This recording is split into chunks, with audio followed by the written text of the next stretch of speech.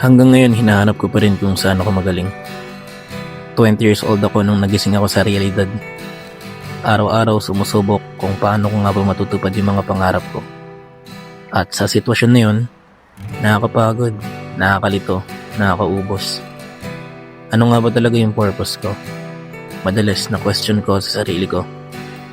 Pero ang ginagawa ko lang is magpatuloy talaga. Kasi kung hindi ko to gagawin, ano mangyayari sa akin? Cause right now, whenever I went home, I gradually see my parents getting old. And I just hope I'm not too late to make them proud. Kung mapagod